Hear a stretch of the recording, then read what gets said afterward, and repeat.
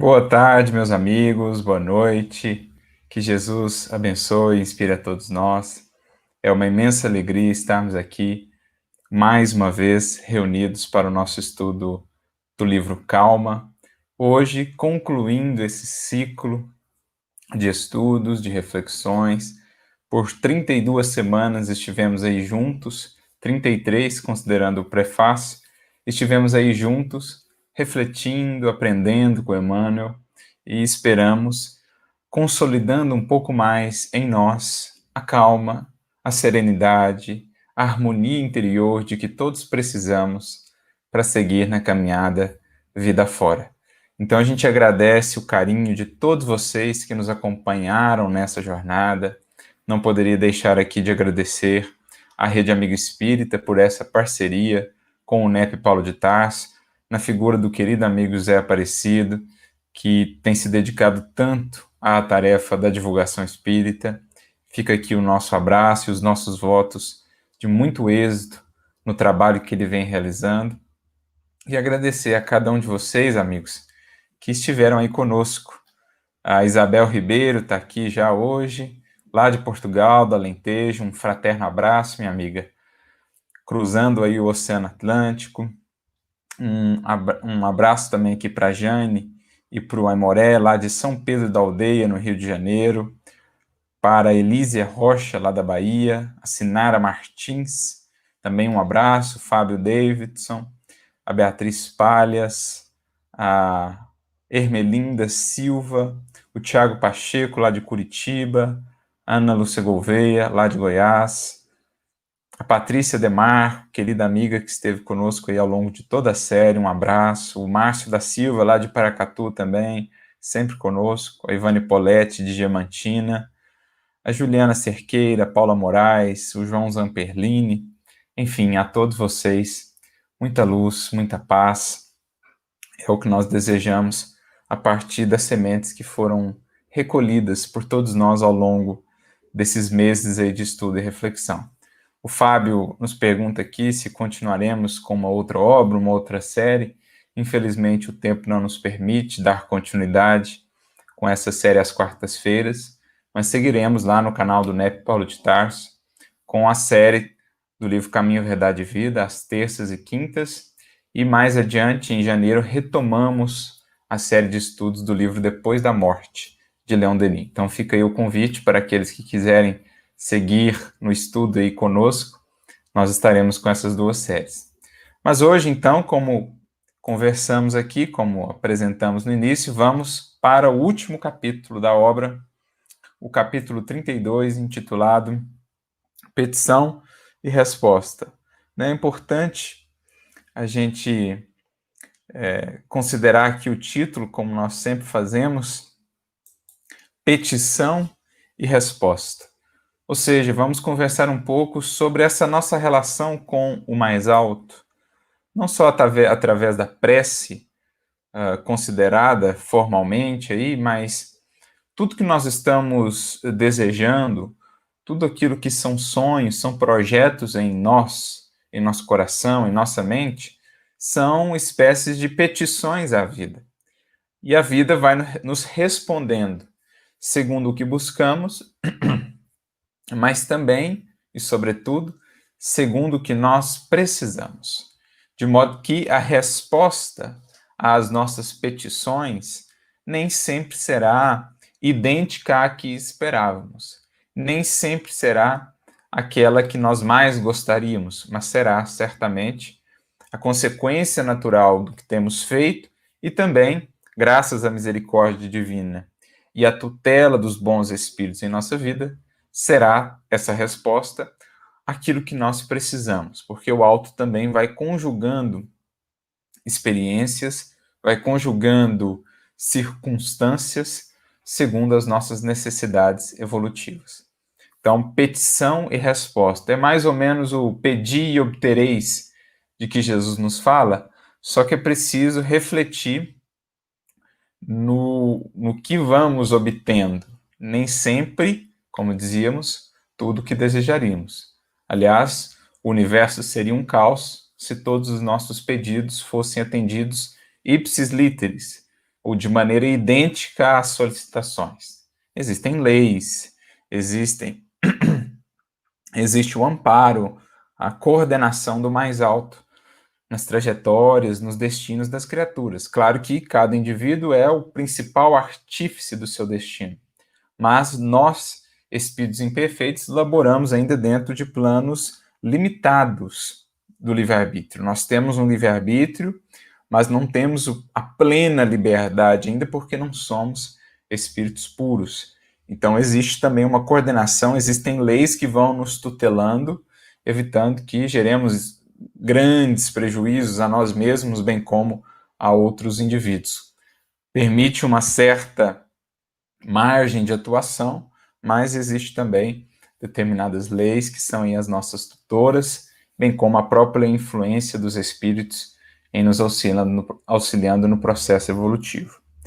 Então, como disse aqui a Patrícia Demarco, registrando para nós um trechinho do Pão Nosso, lá no capítulo 100, quando Emmanuel diz assim: nem sempre o socorro de cima surge em forma de manjar celeste. Então, nem sempre ele verá doce, suave, o recurso do mais alto, o socorro do mais alto. Por vezes ele chega na forma de um chá de boldo, de algum remédio amargo que necessitamos para o despertamento, para a cura de nós mesmos. Então, a misericórdia divina ela vai operando assim. Paulo vai tratar disso na sua carta aos Hebreus, capítulo 12, quando ele fala dessa correção divina, que muitas das vezes, num primeiro momento, ela não parece ser fonte de gozo, de muita alegria, mas para aqueles que se permitem ser exercitados por ela, por essa correção divina, mais tarde ela produz frutos de sabedoria, de aprendizado, de iluminação.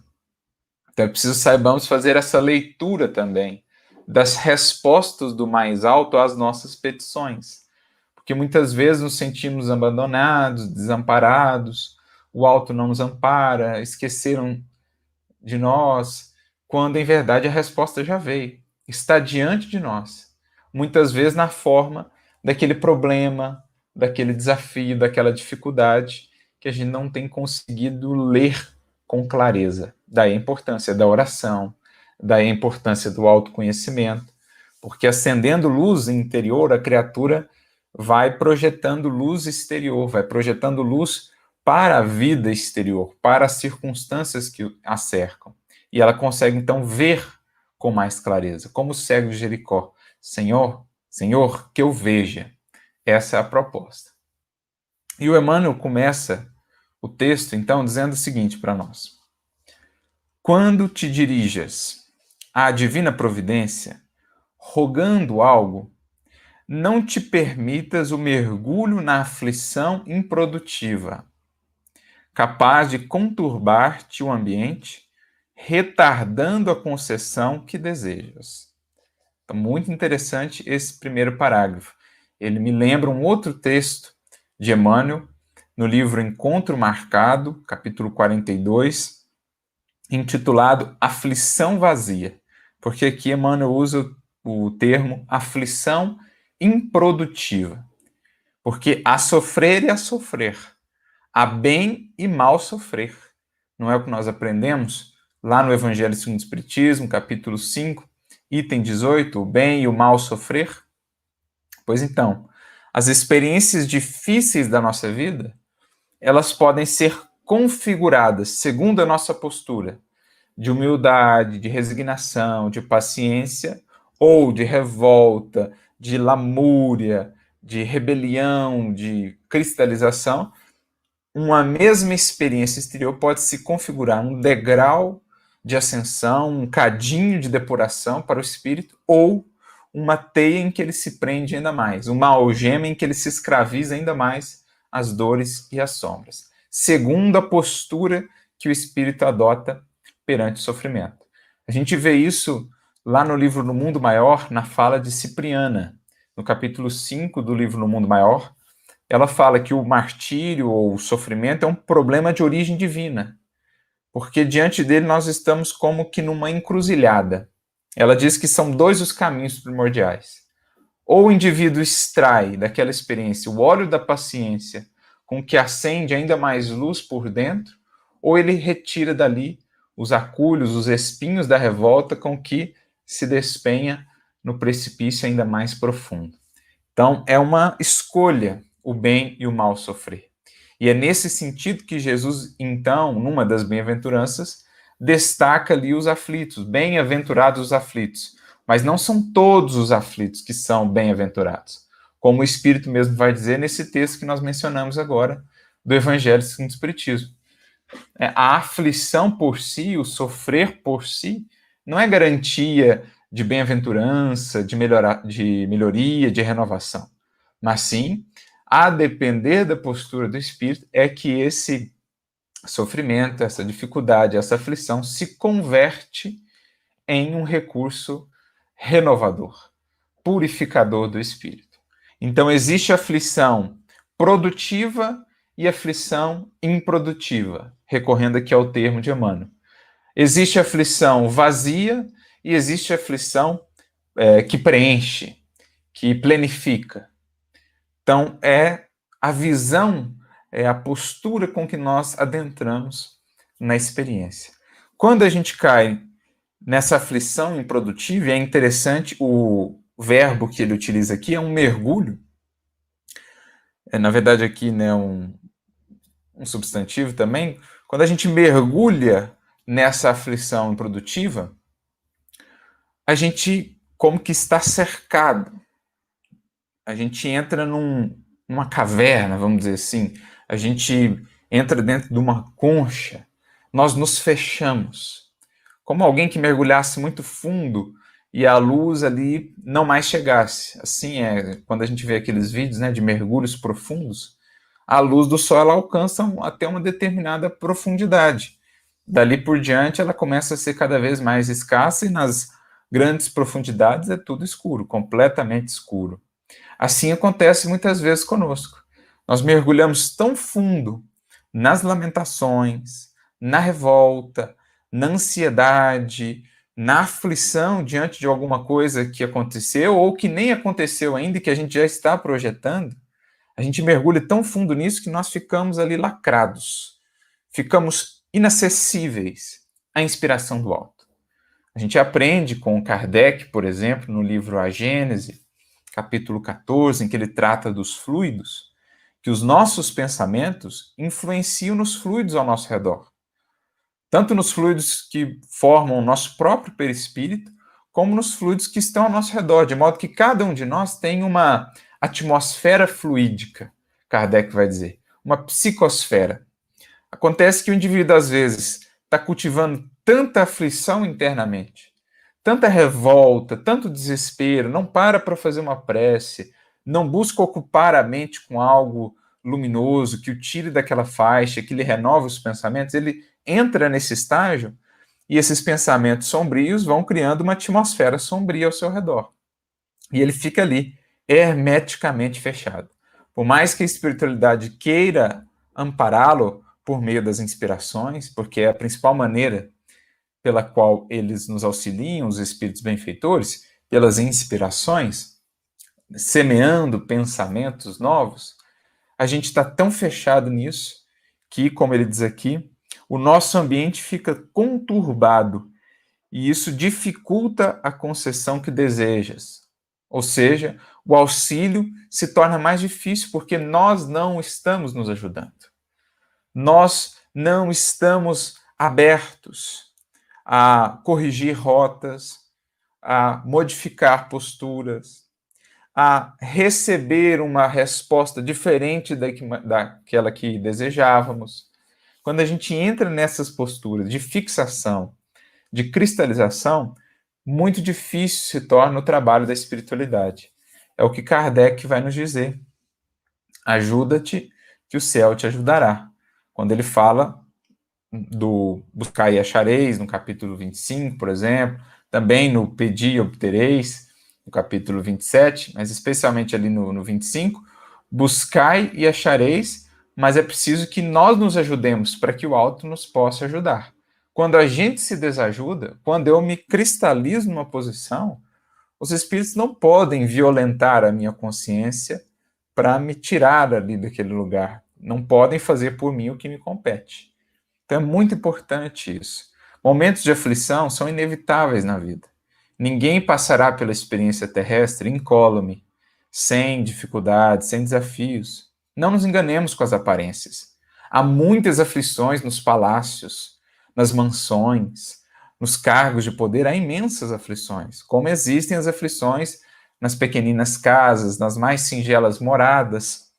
Existirão aflições em toda parte. Não nos enganemos com aquilo que faz brilhar os olhos, com aquilo que é simples capa. Ricos e pobres, poderosos e não, todos encontram seu quinhão de aflição no mundo. Mesmo aqueles que ostentam, aparentam uma felicidade perfeita nas redes sociais, não nos enganemos, há ali desafio, há ali luta, em toda parte. A questão é o que fazer então dessa aflição. Porque alguém duvida que a vida de um Chico Xavier foi marcada por muitas aflições? É só ler a biografia dele. É só ver a infância que ele teve, os desafios, as lutas na juventude, em toda etapa da sua tarefa. Muitas aflições. E, no entanto, você vê aquele Chico doce, brando, agradecendo a vida, valorizando a vida, as oportunidades, as lutas, sempre sorridente, sempre alegre, mas daquela alegria profunda mesmo, porque já independente da condição de aflição ou não, é o espírito que aprende com Cristo a encontrar a paz mesmo na luta. Porque essa é a diferença entre a paz do Cristo e a paz do mundo. A paz do mundo pede facilidades exteriores, pede tudo ajustado fora de nós, para ela se manter. A paz do Cristo não. Seja dia claro, seja noite escura, seja calmaria, seja tempestade. Aquele que realmente consolidou essa paz em si consegue mantê-la e com ela seguir vencendo todos os desafios. É por isso que nós estamos estudando essa obra. É por isso que nós refletimos ao longo de todos esses meses em busca dessa calma e dessa serenidade, que não será aflição improdutiva. É passar pelo desafio, pela dificuldade, sim, mas sem deixar de realizar, de criar, de se movimentar. Não é simplesmente ficar parado curtindo a aflição.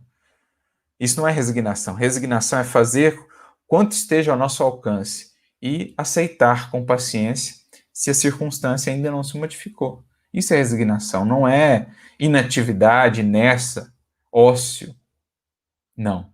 É movimento sem revolta, sem cristalização, mas também sem a pretensão de querer dizer a Deus ou de querer mudar as circunstâncias à força, querer dizer a Deus o que ele deve fazer. Não, é fazer a parte que nos cabe, deixando o resto com o Criador que sabe o que é o melhor para nós. E aí ele vem com uma série de exemplos. Ele diz assim: entenderás isso facilmente nas lições mais simples da vida prática. Então, Emmanuel vai nos convidar a fazer uma leitura do Evangelho, uma leitura das leis divinas na vida prática, no cotidiano, como várias vezes ele faz, com exemplos singelos do dia a dia, com exemplos da natureza, Emmanuel nos convidando a criar percepção, esses olhos de ver, para que aprendamos a ler os códigos, os parágrafos da lei natural, da lei divina, nas coisas que nos cercam, na natureza, no dia a dia, enfim. Ele diz assim: se requisitas do carro uma velocidade mais ampla, em face daquela que o trânsito recomenda, sob o pretexto de pressa, inclinas-te indiscutivelmente para o desastre. Então, se eu peço do carro mais do que é o recomendado, se essa é a minha petição, eu estou me encaminhando para um desastre. As chances vão crescendo exponencialmente na medida em que eu vou aumentando a velocidade para além do limite de determinada via, as chances de um acidente vão crescendo significativamente. Então, se é esse o tipo de petição que eu emito à vida, cada vez mais ela se faz possível a resposta, mas uma resposta, neste caso, destrutiva. Uma resposta que é a consequência natural da imprevidência do indivíduo. Assim também na vida. Se eu vou desequilibrando o meu corpo pelos excessos no alimentar, no ingerir de alguma substância tóxica, viciante, se eu vou emitindo esse tipo de petição à vida, mais cedo ou mais tarde a resposta virá. Uma resposta, geralmente, dolorosa, porque foram os excessos que nós semeamos e a colheita condizente com os excessos semeados. Então, quantas vezes a gente não emite esse tipo de petição? Porque petição, vale aqui frisar, a gente já destacou isso, não é simplesmente a oração, não é simplesmente o que eu peço na oração, muito mais. É o que eu concebo todos os dias, nos meus desejos, nos meus projetos, nos meus sonhos, são petições à vida, que muitas vezes nos responderá com as consequências dolorosas dos excessos, dos desequilíbrios de nossas petições. Quando nós emitimos petições ao alto, o alto muitas vezes vai nos, digamos assim, responder não segundo gostaríamos, porque sabe aquilo não ser o mais benéfico para nós. Então a resposta chega de outra maneira, chega de outra, com outras características daquelas que esperávamos originalmente. Na hipótese de exigires da ponte o transporte de carga determinada com um peso muito superior à capacidade de resistência em que se estrutura, com a desculpa de urgência, é provável que a desmanteles. Então a gente pode pensar aqui também no seguinte sentido, né, nos exemplos que Emmanuel está nos trazendo. Se a gente começa a emitir essas petições para a vida, de alguns projetos, de algumas realizações, de alguns anseios, mas durante o processo a gente não cuida da nossa caminhada, do nosso modo de ser, e vai acumulando aflições, vai acumulando excessos de aflições inúteis, de ansiedades, de expectativas, isso é um peso que pode ser nos venha a prejudicar, nos venha a debilitar, de modo que às vezes até seria um recurso que encontraríamos ali mais adiante. Mas, por não nos prepararmos para a caminhada até receber essa resposta, até que o outro encontre meios de nos conduzir àquele caminho, se a gente fica cultivando essa aflição improdutiva, a inércia, a ociosidade, o desequilíbrio, etc., às vezes nós mesmos frustramos algo que o alto nos apresentaria. A resposta do alto até viria mais ou menos de conformidade com o que nós esperávamos. No entanto, nós mesmos atuamos contra nós próprios e nos desequilibramos, nos desviamos de tal modo que o alto não consegue, então, nos auxiliar naquela questão que foi solicitada. Então, é nesse sentido também que a gente precisa pensar aqui. Eu estou solicitando uma coisa, um projeto. Tem uma caminhada até lá. O alto não vai estalar os dedos e aquilo vai surgir no meu caminho. Eu preciso ter o foco naquilo, seguir segundo os requisitos, os critérios para que aquilo se dê, no esforço diário e tudo mais, e o alto está planejando que realmente aquilo é algo bacana para a minha evolução, para o meu desenvolvimento, e está planejando algumas circunstâncias que eu encontrarei lá mais adiante. Mas no processo eu me perco às vezes pelo excesso de aflição, de dúvida, pela inconstância. O Emmanuel mesmo tem uma mensagem que ele fala dessa questão da inconstância, quando nós somos de tal modo inconstantes que a gente começa a seguir num caminho. Beleza, o alto vai nos auxiliar naquele caminho, está preparando o que vamos encontrar ali mais adiante, mas ele conta com a nossa constância. Daqui a pouco eu desisto, mudo o caminho. E aí, desisto de novo, mudo o caminho. Como é que o alto vai estabelecer, os bons espíritos vão estabelecer um auxílio, se eles nunca conseguem encontrar de nossa parte uma constância naquilo que eu me proponho a desenvolver? Então é aquilo que Tiago fala na sua epístola. Os indivíduos, muitas vezes, somos como cortiças no mar, levadas para lá e para cá, ou como como as ondas levadas para cá e para lá pelo vento. Então é preciso ter essa constância, esse foco e ir deixando o fardo para trás, aliviando o peso do que seja desnecessário, do que seja vício, do que seja desequilíbrio, para que o alto então possa nos encontrar ativos e então nos secundar, nos auxiliar. É como se quando a gente emitisse uma petição, nós estamos seguindo aqui num rumo, o alto vem seguindo no outro, nós vamos cruzar ali na frente. Mas para isso ele precisa da minha constância em seguir e não desviar do projeto. Quando espancas um vegetal impiedosamente, a fim de senhorear-lhe algum fruto, sob o pretexto da fome, estarás reduzindo muitas das futuras possibilidades da árvore em teu prejuízo próprio. Então, se eu sou precipitado, se eu não consigo entender o momento devido das coisas, se eu não consigo me controlar, se eu não consigo manter essa constância e essa paciência, eu posso prejudicar obras, prejudicar realizações por conta da fragilidade em que ainda estavam no início. É preciso entender o tempo das coisas. Não dá para esperar o fruto maduro da plantinha que ainda está ali se fortalecendo, se robustecendo. Quantos projetos na nossa vida não se dão assim? Ou não acontecem assim? Não ocorre isso. A gente precipita-se e espera a produção, a frutificação antes do tempo de maturação devido, e aí porque o resultado não foi tão satisfatório quanto desejávamos, a gente desanima e perde ali, às vezes, todo um grande potencial que estava se formando ali, mas que nós não tivemos a paciência de cultivar, de saber esperar. Então, muito interessante esse conjunto de exemplos que Emmanuel nos trouxe. Um falando do peso, um falando dos excessos, outro falando das precipitações. Né? O primeiro aqui da velocidade falando dos excessos, o segundo aqui falando dos pesos, o terceiro falando das precipitações. São elementos que nos atrapalham na caminhada, né? no processo de interação com o alto e construção efetiva, desenvolvimento de nós mesmos. É preciso aprender a ter calma, ter paciência, a ir despojando-nos do que é inútil, do que precisa ficar para trás, e a buscar as coisas com equilíbrio, dentro da justa medida.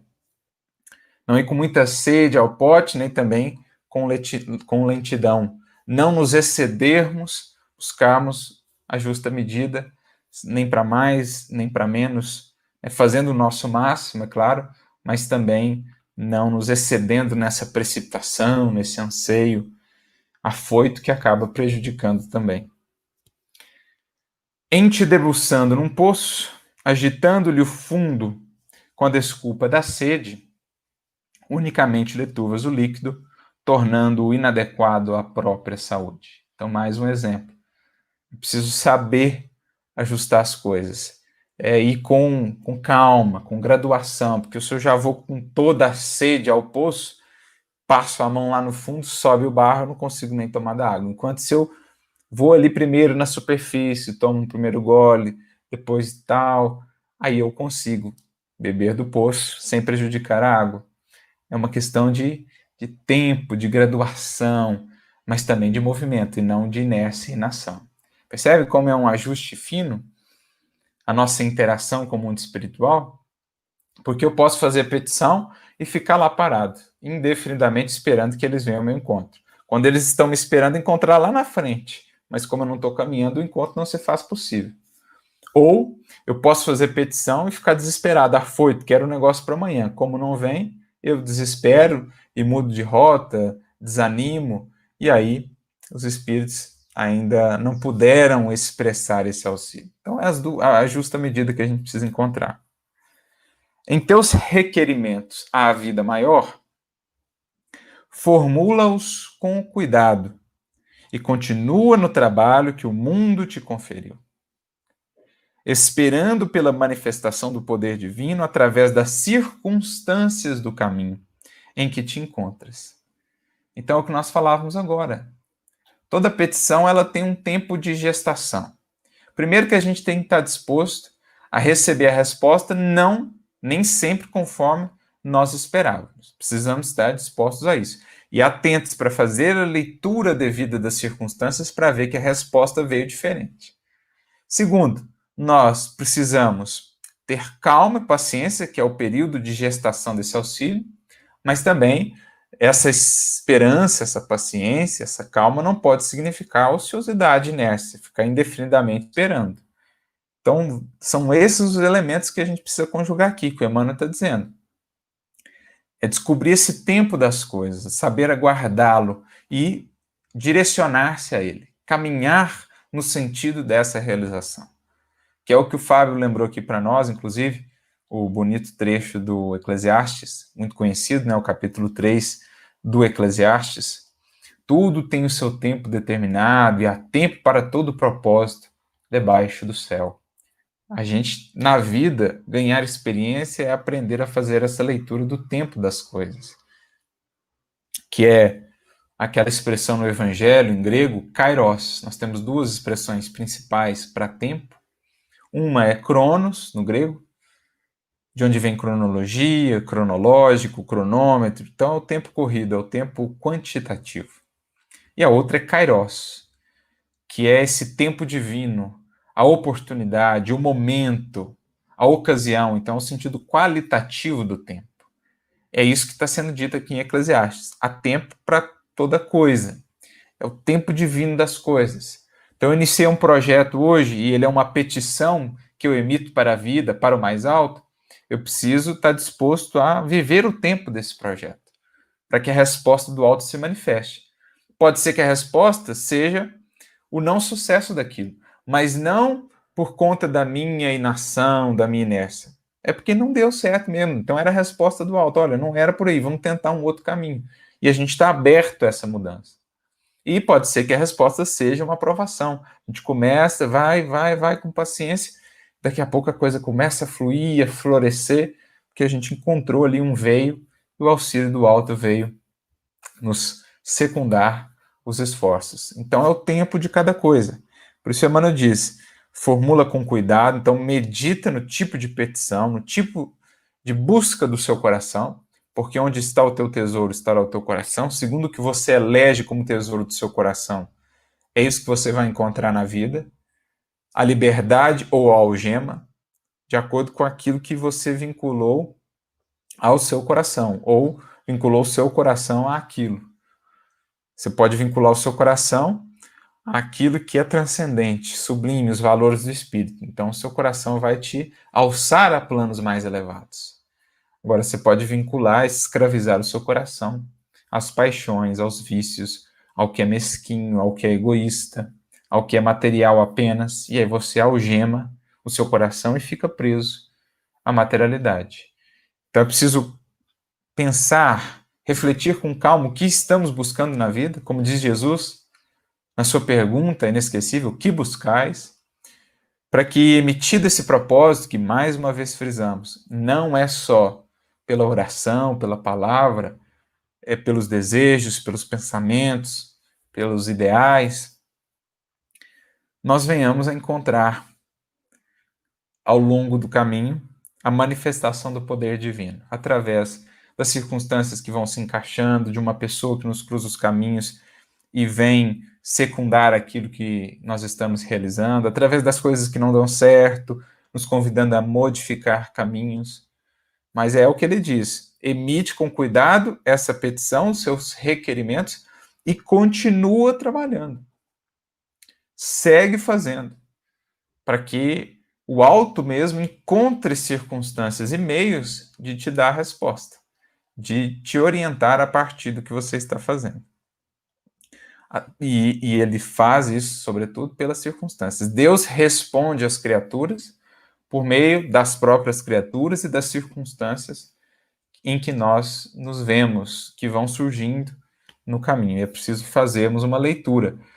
E para a gente fazer essa leitura com clareza, daí a importância também dessa sintonia com os espíritos, porque a gente vai intuindo as coisas, a gente vai sentindo no coração que estamos num rumo adequado. Quando as coisas por outro lado, não vão despertando em nós aquela intuição mais profunda, aquele sentimento de que as coisas estão indo bem, é preciso que a gente repense, é preciso que a gente ore para buscar essa conexão com o mais alto. E a Patrícia coloca aqui, lembrando Paulo, em tudo dá graças, porque esta é a vontade de Deus. Então, se as circunstâncias não surgem como você esperava, mesmo você tendo feito o seu melhor, dê graças. É Deus nos convidando a modificar caminhos. Se elas dão certo, você fazendo todo o seu esforço, dê graças. É Deus te estimulando a seguir adiante naquele caminho. Preciso a gente faça essas leituras. A Ilciane aqui também lembrou outra frase de Paulo. Tudo me é permitido, mas nem tudo me convém. Tudo me é permitido, mas eu não deixarei que nada me domine. Então, mais uma vez, essa leitura da vida, escolher com clareza o que busco, porque está na minha mão alcançar liberdade gradativa, liberdade crescente, ou manter-me ainda preso e cativo da inferioridade, das velhas inferioridades que ainda trazemos. Está nesse discernir do que é permitido, do que é lícito, mais do que já nos convém. E óbvio que Deus não vai patrocinar o que não nos convém. Se nós buscamos o que nos convém, o apoio do alto vem, amparando-nos, impulsionando-nos. Agora, se não, aí vem as circunstâncias retificadoras da vida, muitas vezes por meio da dor, convidando-nos a repensar caminhos. Inquietação desnecessária atrasa o socorro previsto. Então, o que nós já falamos lá no início. A inquietação desnecessária cria ao redor de nós e, sobretudo, em nós, uma sintonia muito difícil de ser acessada pelos espíritos bondosos. Cria-se como que vamos dizer assim, uma redoma mesmo, em que ficamos ali fechados, cerrados à inspiração dos bons amigos. E aí o socorro se torna mais difícil. Claro que quando não nos conseguem auxiliar pelas vias da inspiração, os próprios espíritos dizem isso a Kardec no Livro dos Espíritos, eles recorrem às circunstâncias, recorrem a outras pessoas, porque eles estão lá sempre tentando falar conosco em nossa consciência, especialmente o nosso benfeitor espiritual. Quando não o consegue, ele tenta no entorno encontrar algum coração receptivo para, por meio desse coração, trazer alguma orientação, alguma exemplificação que possa despertar o indivíduo. Ou pelas circunstâncias, eles buscam tentar nos conduzir a determinadas circunstâncias que vão ser um choque de despertar para nós, que vão nos ajudar a ver outras perspectivas para as quais estávamos cegos, às vezes num monoideísmo, numa ideia fixa. Agora, se a gente está sereno, tranquilo, o socorro vem muito mais facilmente, porque encontra receptividade. Qualquer aflição improdutiva, aflição vazia, inquietação desnecessária é elemento complicador na nossa relação com o mundo espiritual superior, com os nossos benfeitores. E, naturalmente, quanto mais inquietação criamos, mais aflição improdutiva, mais campo damos para a influência dos maus espíritos, dos espíritos inferiores, que nos querem ainda prejudicar, impedir de progredir. A Lívia Magalhães separou aqui para nós um trechinho também essencial, ó, vinha de luz. O mestre confere-nos a dádiva e pede-nos a iniciativa. Então, olha que bonito isso. O recurso vem, mas ele só nos alcança quando encontra de nossa parte a iniciativa indo ao encontro dele.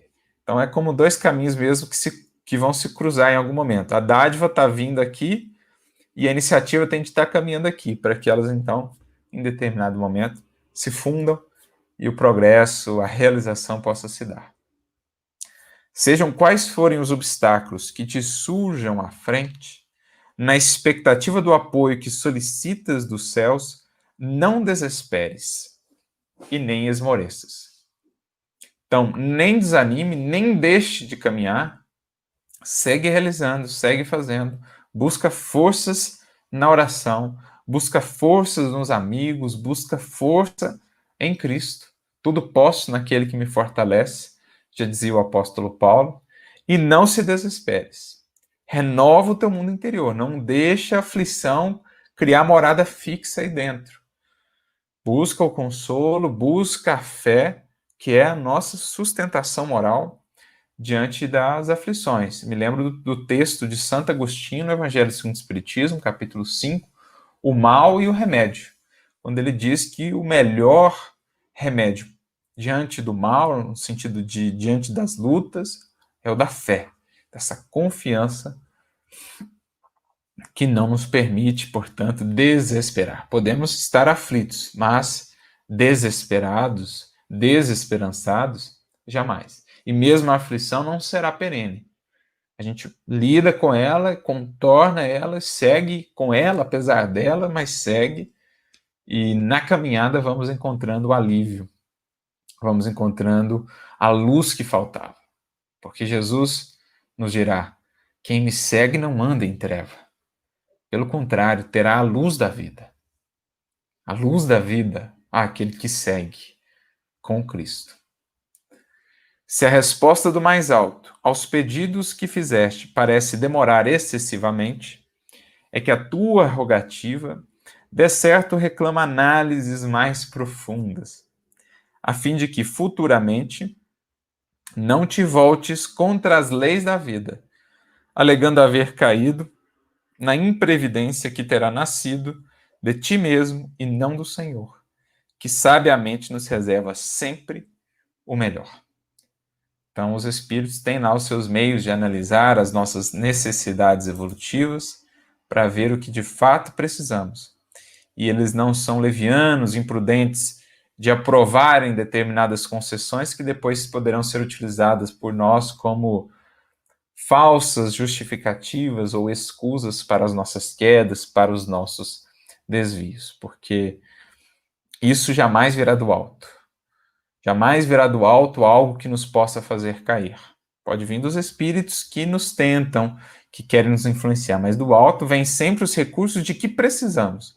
Acontece que muitas vezes, rebeldes e orgulhosos que somos, convertemos a própria misericórdia divina, que surge, por exemplo, na forma de uma dor, de uma perda. Às vezes nós convertemos a própria expressão da misericórdia divina em gatilho de revolta, de mais sombra, de mais rebeldia, de mais orgulho. Quando, se humildemente acolhêssemos a experiência, entendendo que Deus, por ser inteligência suprema e amor infinito, jamais erra e apresenta-nos sempre o melhor, se a gente acolhesse assim com humildade o que a vida vai nos propondo, certamente converteríamos todas as dificuldades em instrumentos de ascensão. Então, no binômio petição e resposta, amigos, faz parte que tenhamos essa interação com o mais alto. Não é proibido, não é equivocado ter sonhos, ter projetos, ter anseios, rogar ao Senhor para nos abençoar em determinados projetos de melhoria, de crescimento, mas é preciso colocarmos a vontade dele acima de tudo, porque pode o alto entender que não é aquilo a proposta para agora, que saibamos então entender, acolher e seguir felizes em tudo dando graças, fazendo a nossa parte, como já falamos aqui hoje, porque eis aí o caminho para encontrarmos sempre as respostas mais fundamentais da vida.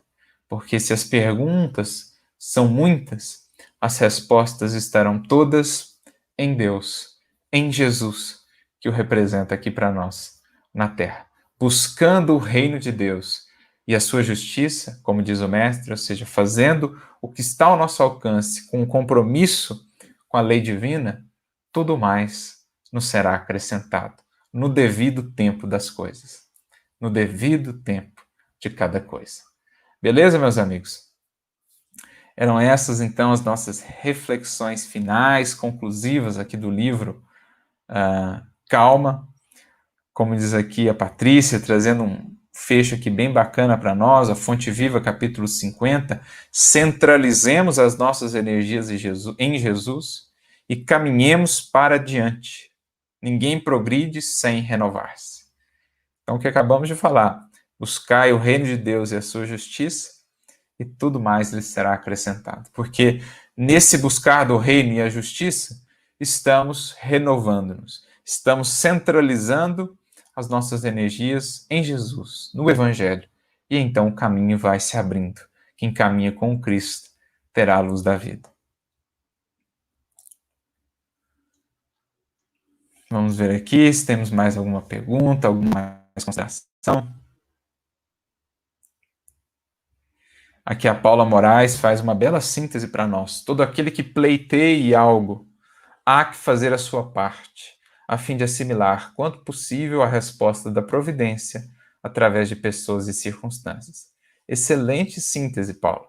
Todo pleito nosso, toda petição, seja pela oração, seja pelos desejos, pelos anseios, enfim, para que a gente possa perceber a resposta da providência, é preciso façamos a nossa parte, para que tenhamos essa percepção, essa agudeza, essa perspicácia em assimilar a resposta do mais alto, que surge todos os dias para nós, através de circunstâncias e de pessoas.